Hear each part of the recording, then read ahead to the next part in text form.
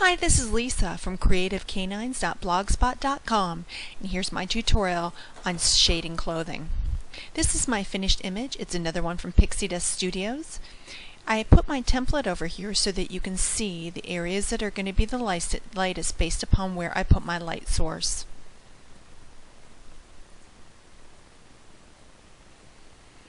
Here's the image that I've partially colored. We're going to be working on the little boy and working on his jacket. I'm going to be using the following colors: C3, C5, and C7. And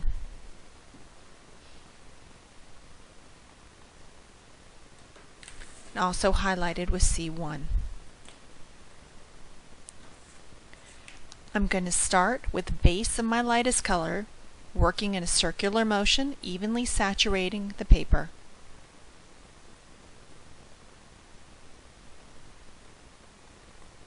I'm trying to determine where my light's going to be hitting, and the light's going to be hitting right there in the middle of that jacket.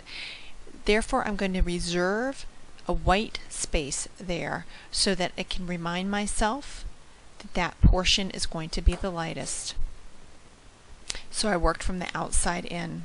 I'm going to go to my darkest color now. I'm going to feather that in. You need to be very careful when you're working around other images. If you saturate the paper too much, that ink is going to travel into your other image. And because the groom is standing so close to the bride and her arm shares that space, if you saturate the paper too much, it can bleed into her elbow there in her dress. Going into my medium color. Once again, I'm feathering that in. What I do is, it's a modified version of feather shading using a paintbrush-like stroke. You can tell right there in the middle is the lightest. I'm just trying to get that shading in there so it looks smooth and there are no harsh lines. I'm going to drop the C1 in for highlight and shading.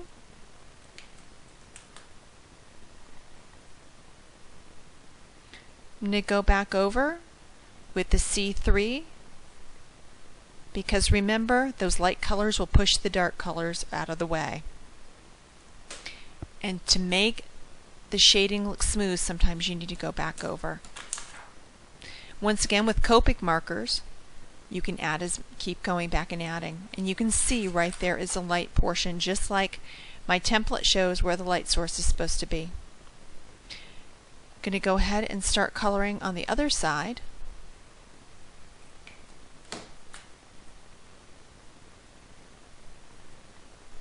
Dropping in my lightest color.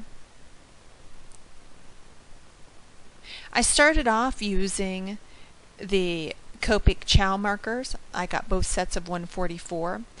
If I were to do it again, I would just purchase all the sketch. I have to refill my Chow markers quite a bit. Once again, I dropped in that light color, and you can tell where I have my light source, I reserve that white spot. Putting in the darkest color, you're going to start to notice there's going to be a little bleeding going on into his lapel there. It doesn't really matter. I'm going to go back over it. It's going to smooth in. Sometimes your mistakes with Copic markers need to be taken care of with your colorless blender. Sometimes you've got to cut your image out because it's bled, or other times it will just shade into your other color if you're using a similar color family. I'm dropping in my medium color, making sure it's shaded and that the color is smooth. So again, you notice I'm reserving that white part in the middle.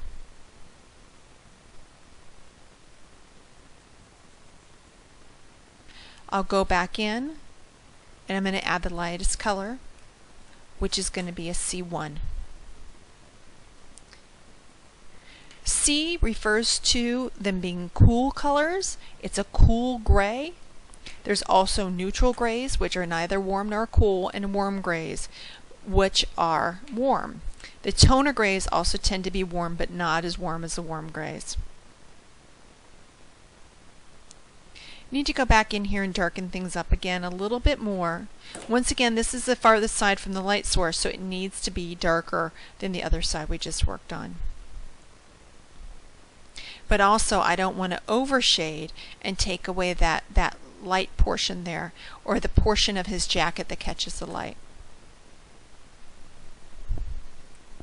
Just going to feather that C1 over there, add a little bit more to the other side. I like to blend a lot with my markers. I may come back 2 or 3 times and blend. I blend more than you see in the video.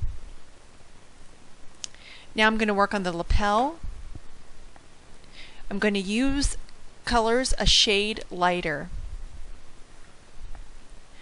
So instead of using the C5, C7, C3, and C1, I'm going to go with C1, C3, and C0. I want the colors to go together, but I don't want them to blend so much together that you can't tell the lapel from the jacket. And really, Copic markers allow you to make a lot of different colors based upon being able just to go up or down a shade in your color recipe. Once again, if you notice where I'm leaving and reserving those white portions, it's going to become a little bit more clear. The C0 is very light. I'm going to add in the C3,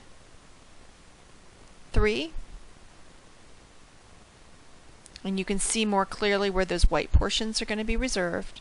Those are going to be the lightest part, and it's going to be closest to the light source, or where the light source hits.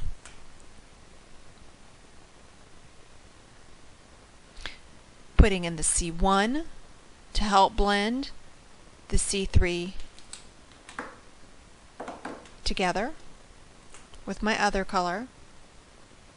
And now I'm going in with the C0 .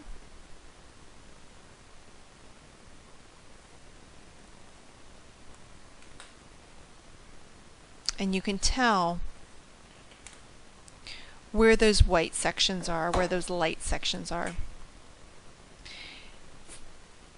I'm going to go in with my colorless blender. You can also highlight. A lot of people have had questions about highlighting images.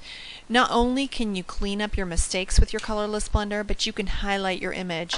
And when I go over the lapel with that, I got that a little bit too dark with my C0. It lightens it up and pushes the ink away. On the hat, I'm going to use the C1, C3, C5 combination, and I'm going to add once again a little bit of C7. Where the natural light source is going to be is in the center. It's going to hit off the brim of his hat. I'm going to add the darkest right underneath the brim there, which is the C7. Now I'm going in with the C5 and using my darkest color to shade. I'm going to run it along the top of the brim, a very, very thin line. I use a very gentle stroke when I do this. That way I don't put down too much color. And I'm going to reserve that center part to have the gleam or a little bit of light shining off of it, based upon where my light source is. Adding in the C3. And because that's such a small place, you need to be rather cautious there so that you leave your light source. And you can see now that there's shading. I'm going in with my C1, and the C1, because it's a lighter color, will push some of that color away, and it really accentuates where that highlight is. Go ahead and color the top of his hat. Once again, I'm going in with the C1. Now the glint or the highlight is going to be right there towards the end, and so I'm going to color around it now. This is definitely an example of feather shading, where you color and then you take your other color and you color towards it so that it blends. And I'm going to do that on the other side as well. You can't have a light section without having a dark section next to it. If you have your dark section kind of like a low light next to it, it really makes the highlighted area pop. I'm going to go over there with my C1 and get my highlight.